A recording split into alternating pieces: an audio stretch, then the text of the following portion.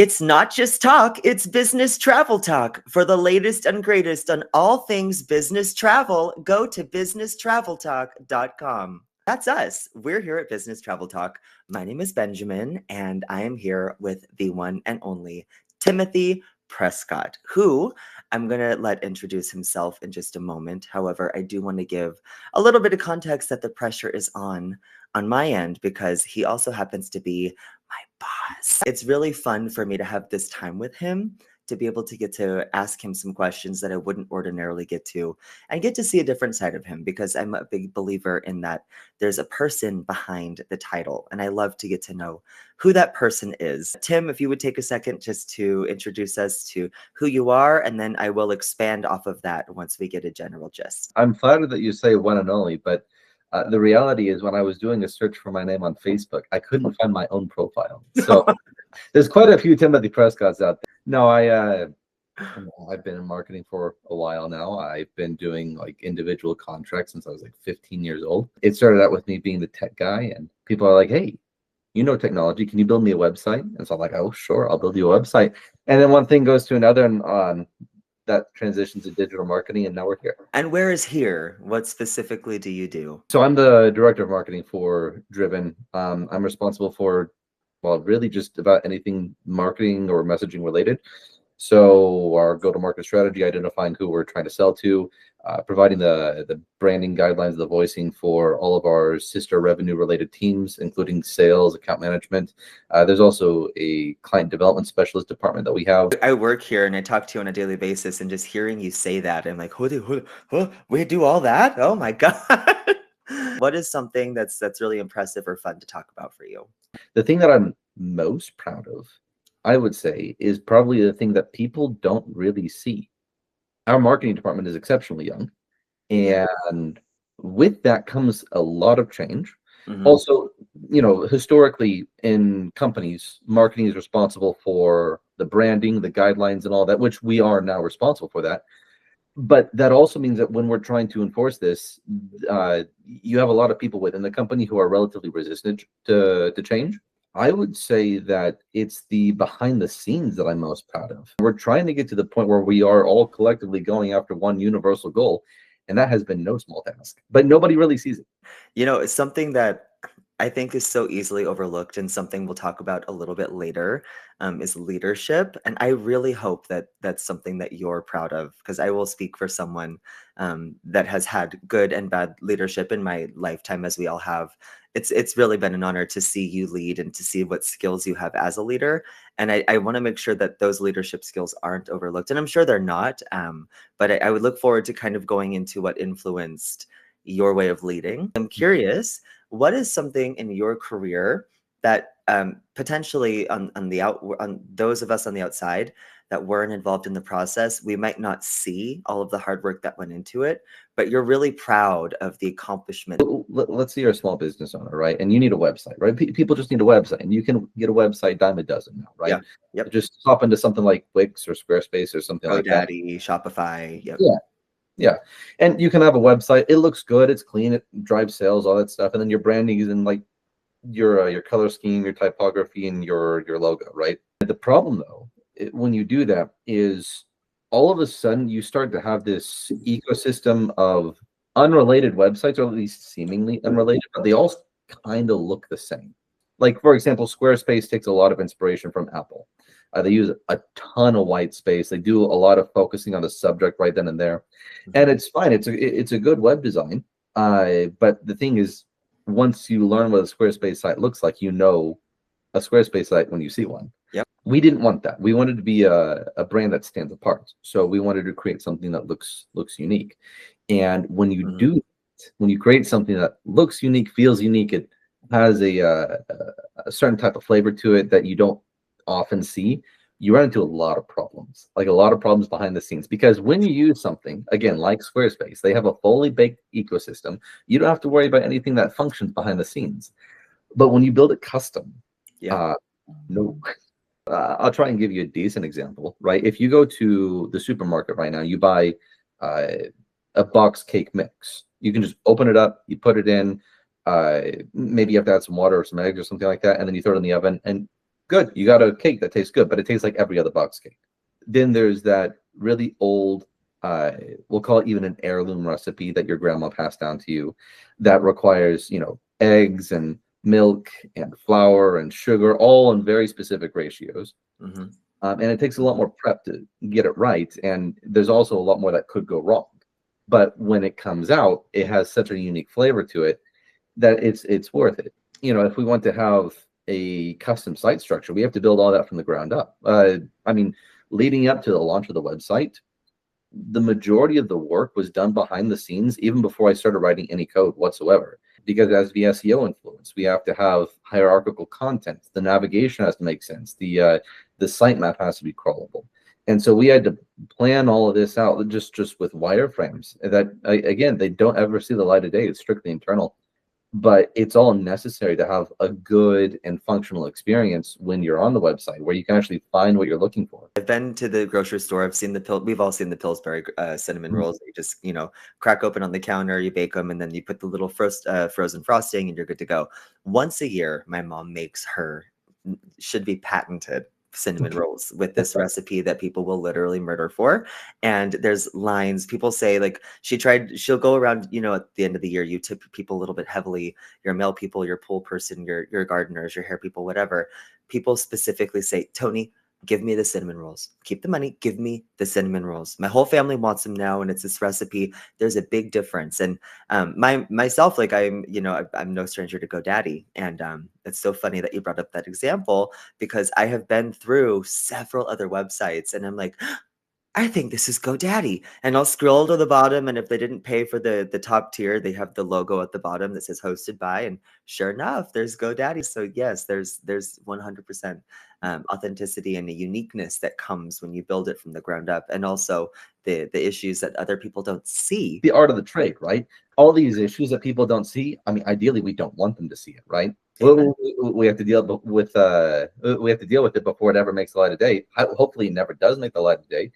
And it's like what they say about good design, right? Good design often goes unnoticed because it does what it's supposed to do. It's bad design that everybody complains about, right? What's a hard lesson that you've learned? The nature of our team is that we're a fully remote team. I mean, Ben, you're on our team. You're in Las Vegas. I am. I'm not.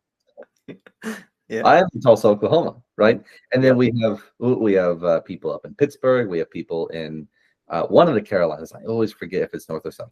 It's not even strictly in the U.S., right? We have people in the Dominican Republic, people in Argentina. They're everywhere. The thing about that is when you have a fully remote team, you don't see them unless you make time to see them. So one big issue that we have to stay on top of is just communication, right? Because, when I need to get up, leave my desk, and go to the bathroom, I'm not going to bump into any of my coworkers in the hallway as I'm on the way to use the restroom, right? Or to get a drink of water, or just go get lunch. Mm-hmm. That doesn't happen. And so whenever we want to have time with each other, we have to intentionally carve it out. The other big thing is just trust. The amount of trust that you have to have in a remote team is so much greater than the amount that you have to place in a team that's in the office. I mean, ideally you have a certain level of trust with your team regardless, but right. The thing is, when you don't have the ability to have oversight in the moment, then that means you're giving that up in favor of the team members' autonomy. But that also means that you're trusting that they're going to use that autonomy in a way that is productive and helpful and intentional, on task, that they're actually getting their things done. If you do get your trust attacked, it's easy to blanket, just blame everybody. Everybody's doing this. Similar to how alcoholics think that everybody else is drinking, or liars think that everybody else is lying, right? Yeah. If you get burned a certain way, you can start to feel that everybody's burning you. You have to be careful about that. You have to, not let that happen. Anyway, that's the answer. Yeah, or you just like stop, in my case, dating altogether. You get burned one time and you just say, screw it all. I'm just gonna get a dog, be a dog person for the rest of my life. So do you mind if I share your age? I don't have to. Is that gonna bother you? Oh man, I like living with the guys that people think I'm older than I actually am. Okay, we don't have to. But then again, what I just said, I think probably gives away a bit of it. He's under 30. We'll just say that. Ouch. And I, I'm going to be honest with you. I have a workmate that sometimes I have a friend that works from my house from time to time. I think she's been over like 4 or 5 times since we've known each other through my Rotary Club. And one time, she was in my room working, and I was in the living room working. We both had calls, and we tried to separate to make sure there's no sound pollution. And I was on a call with you, and we have a Monday morning call at 7 a.m., 7:30 a.m. And anyways, she was over. And so after our call, she came over. She's like, "Who was that?" And I was like, "Oh, that's my director." She's like, "He is so wise." I was like, and I shared your age. She's like, "No, he's not." And I'm like, "No, yeah, like he's great." Like there is something unique about your leadership, your active listen. And I don't mean to flatter you, but I do want to compliment you where someone deserves a compliment. Your active listening is on point. You make me feel seen and heard as someone who reports to you, and I can only imagine you make everybody feel that way. And I'm curious, why? Did you have someone in your past that has been this to you, or maybe they weren't that to you and you wanted to be like that? Did you have like a parental figure that your leadership is so unique and you're wanting to understand, and you always repeat something back. You say, "I want to make sure I understood this. I'm going to repeat it back to you. Let me know if I said it properly." Where does that come from? I have been married for almost 5 years now, come to think of it. I and the first year of my marriage was rough. It was really, really rough. And what I had to learn is when somebody is upset and they're vocal. I mean, I'll just put in the context of my wife, right? When my wife is upset with me and she's vocal about it, she's expressing her frustrations. Hmm. There's a few things. One, she's probably very justified, or at least at the very least, she feels justified in feeling that way, and that should be understood. So if you're going to belittle that, then you're already setting yourself up for a very, very bad experience because, well, you are essentially dismissing what they feel is something that is extremely valuable to them. It's important enough to them to be upset about. And then the other thing is that if they are upset with you about it and they're vocal about it, even if they're doing a poor job at times, and this goes for me as well. Like even if I'm doing a poor job, there's at least an attempt for communication. I'll put this back in the context of me and my wife, and keep in mind this goes both ways. But for the sake of clarity, let's say that she's upset with me, and I personally think that she's being unreasonable about it. I need to put those thoughts aside because she feels that it is a big enough problem to be upset about. And then I also need to make sure that I'm getting to the heart of the problem, because sometimes it's easy to be upset about something that's not really causing the problem. It's just the person who's upset with you in the moment, they're upset about something that happened in the moment, but there's been something festering for a little while. So you have to get to that as well. Oh, yeah. So listen, always make sure that there's very distinct clarity. Like there's not a manipulation of terms or words.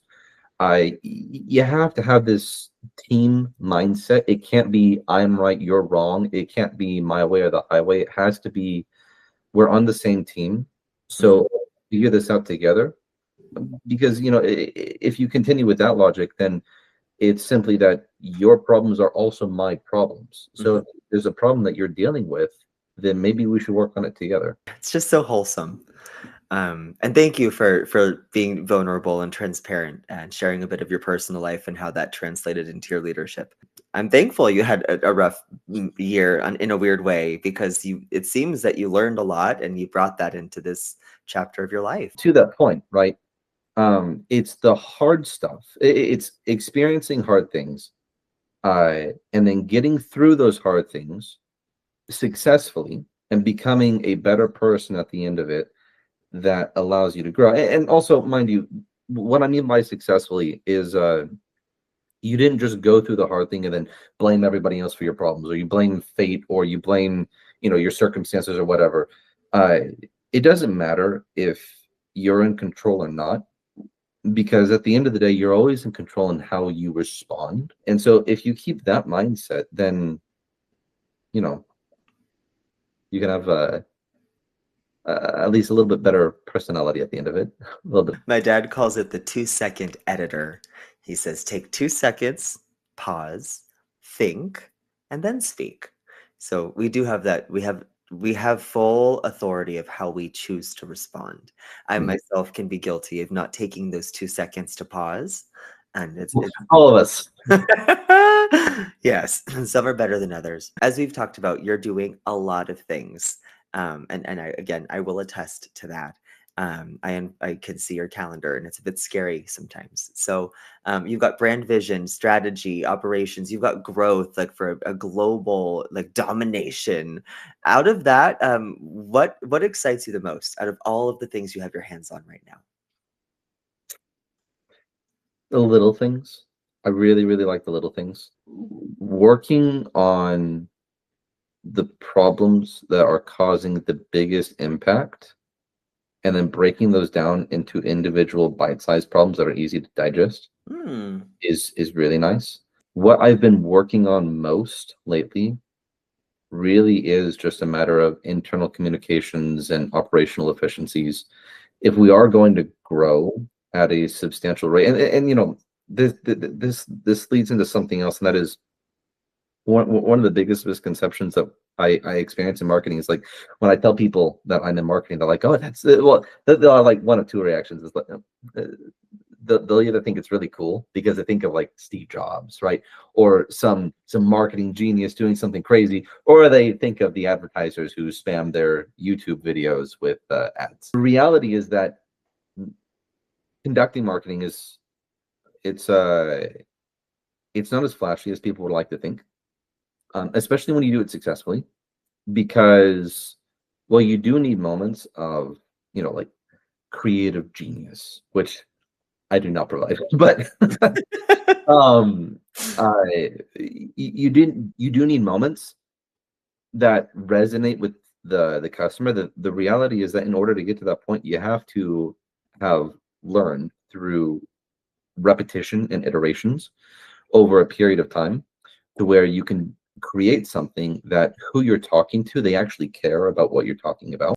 We need to be able to work well with them. We need to work together because we're all in this for the same goal, right? Grow the company and increase, well, everything, right? Yep. And so getting to that point is really exciting.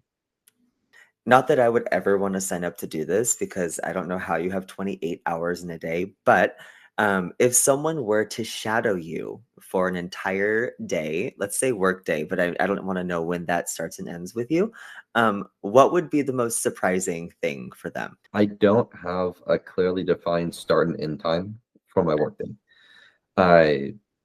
And you know, when you're married and you have kids, that can be really, really hard. I mean, it's really hard, you know, when you're single and you want to hang out with your friends, for your own personal mental health and your social health and all of that.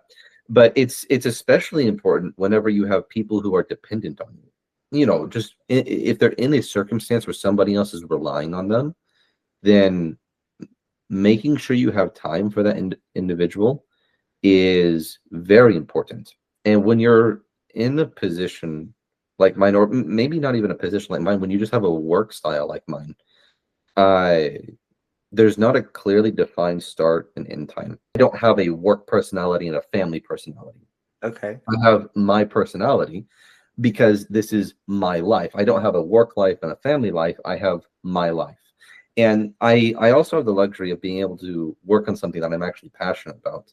I don't really partake in hobbies outside of work because I'm great. I'm lucky enough to have a job that I used to do as a hobby anyway. You recommend a lot of books. I know you might not be classifying reading as a hobby, but I know you read. You read. I have to, right? Because in order to do my job well, I have to continue to learn because I experience new problems every single day. Many times I'm experiencing problems that I've never been confronted with before, and I need to go find somebody who's had the solution to that. And it's just usually it's sitting in either a blog post, a YouTube video, or a book somewhere. Just for anyone listening, like part of Tim's leadership is he asks us to go learn something new every day. Take time every day out of your schedule, and as you part of your work day, learn something new that benefits the team. And then he asks us about what did we learn during our weekly meetings. You know, if I were a betting man, which I live in Vegas, I am, I would guess You you're have to be. It's a way of life over there. kind of, yeah, I would assume that you're not someone who believes in work-life balance. You believe in work-life integration. I haven't heard it called that before. The way I apply it personally, I don't subscribe to this idea of work-life balance. And now I know that for some people it's absolutely necessary. And it's especially necessary when you have a very distinct clock in, clock out time and you're living either at your workplace or at your home place, right? But for me, I mean, I've talked to you about my wife here on a work-related call. I'll talk to my wife about work-related stuff, right? Because that's what I've spent my day doing. And she's also just an excellent source of clarity. So I'll ask her questions and she'll help me find things. But suppose I would subscribe to the idea of a work-life integration because you only have one life. Your time, the way you spend your time. Well, I mean, that's just it, right? Time is the only resource that we don't have an infinite amount of. And what's funny is we are we're more reckless with our time than we are with our finances. So we'll deviate for a little bit, I suppose, but there's this idea like they call it the poverty mindset and the abundance mindset. And I've thought about this for a little while, and what I've come up with is, at least this is my stance right now, the people who subscribe to this idea of a poverty mindset give their time away most freely, even though that's the only resource that they will never be able to get back.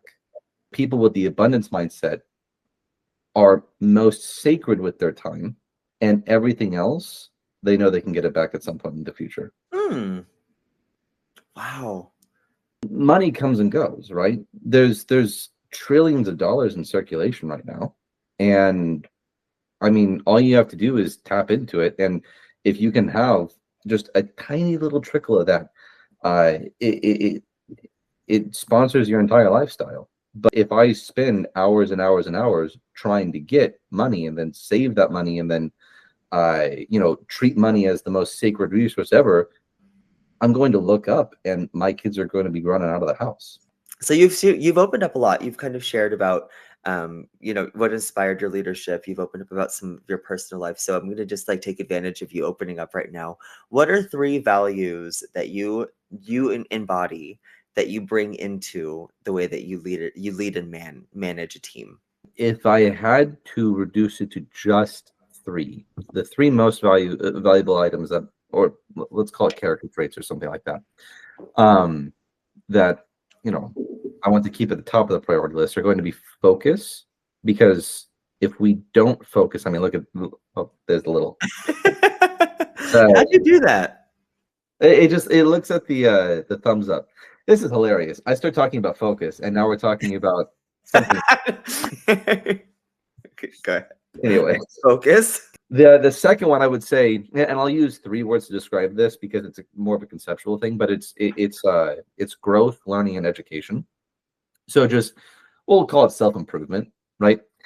Because the world we live in, especially the career field that we live in, right? Or just the time we live in, everything is changing so fast. And if you're not learning, if you're not educating yourself on a regular basis, then you're going to fall behind. You simply are. It's not a matter of staying up to date with what the news articles say. It's also just reading old stuff, because there's this balance also, once again, between focus and learning, and that is, surprise, you're not the first person to live on this planet. And once again, surprise, the problems that you're dealing with very, very, very likely have been experienced by other people in the past, and they have had to work through them. You get to live vicariously through them and learn the solutions that they had to learn without directly experiencing the hardships that they had to learn. Learn, education, continue to build yourself up to a more valuable person. I mean, I'd like to think I'm a more valuable person today than I was years ago. And then the third one absolutely would be compassion. Life happens, things happen. We are all human beings. We are not robots. We are not machines. And hopefully we don't get replaced by them either. But Knock on wood. Anyway, understanding that you have to stay focused on the company's goals, but not at the expense of the human beings that you are responsible for. There's also a business case to be made for it if you want to go that route, and that is making sure that your team is healthy and stable and well taken care of will make them more productive, which ultimately supports long-term business goals. But the other thing is, just don't be a dick. Is there a question you wish I asked you? Is there a question you wish more interviewers asked people like yourself that I can give you this moment to answer? This is a hard one. I know. I know.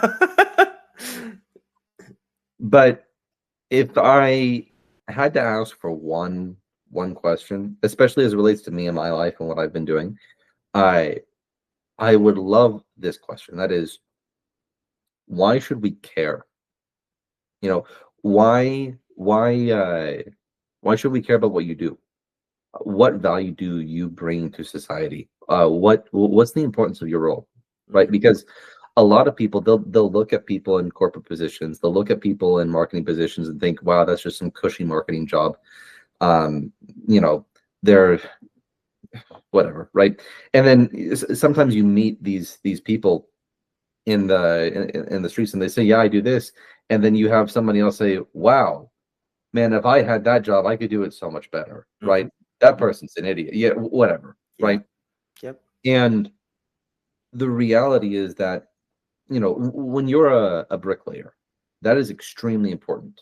And when you work, the evidence of your work is right there. We can see your work and we can see the quality of your work, right? If you're a plumber, if you're an electrician, if you're working with your hands, the evidence of your work is directly in front of you and the quality of it as well. But when you work in a position like what we do, it's not so. You can't just look at something and say, wow, they did a good job. Because, here's the other thing, right? What we do, what we work on, you won't be able to see it 100 years from now. You'll feel it. And that's different. That is beautiful. One of the biggest responsibilities that I have to confront with on myself is that we are a global company, meaning we have a global reach, and I am working with a team that has a global scale. That means that I'm influencing people who I will never meet. I will live my entire life and never know what I did to these specific people. And that's a heavy burden of responsibility. And my goodness, that while it's true, it's still to a lesser degree than some of the people at these larger companies, or especially people in political positions, right? But the thing is, it remains true. And so the impact of my decisions must be treated with that weight. And so, going back to your question, the question that I would like to receive more is like, why is it that what you do matters? I'm gonna put that into my notes as I continue to do these questions. Thank you for that. I should have allowed more time for you to answer the questions, just asking it. So lessons learned. But I'm particularly interested to know what your answer is to this next question, because I think it's going to give a lot of insight as to who you are and what other interests you have. If you were not currently in your role working in marketing for this incredible company called Driven, what would you be doing with your time? What would you be doing professionally? If I didn't have this position right now, let's say that, my life hadn't changed, say 2 years ago, and I was still working contract after contract, that would be hard. That would be very, very hard. And I would continue to work those contracts. And it would be hard because I knew it was hard. There was a time where I was working 3 full-time contracts all at the same time. For the period of about 3 months, they just ended up overlapping that way. Because the thing about contract work is it's feast or famine, and sometimes you get to feast, right? But it's also really expensive on yourself. And I didn't want to continue living that life because, again, I have a family. I have other responsibilities outside of my personal career. So what I would be doing is continuing to contract, continuing to build my skill set, and continuing to look for, well, either look for something like this or build something of my own. But both are hard. So I really appreciate you taking time out of your day to spend this time with me and our viewers. And I've gotten to learn a little bit more about you through this. And although I know all about Driven, some may not that are watching this. So if you could just give a little plug to Driven and what you'd like viewers to do, I would love to share that with our audience. absolutely, I wouldn't be doing my job if I didn't, right? We manage ground transportation at scale globally. If you need to book transportation on other people's behalf, we are your platform. We do individual transfers, we do group transfers, we do everything in between, right? And where we really shine, like our bread and butter, we got like two spots where we really, really shine. One is just global travel. So you go anywhere, we got somebody over there for you. And the other one is event coordination. So if you've got lots of people who need to be moved in one single location all at once, we do that really, really well. Timothy Prescott, thank you for being here.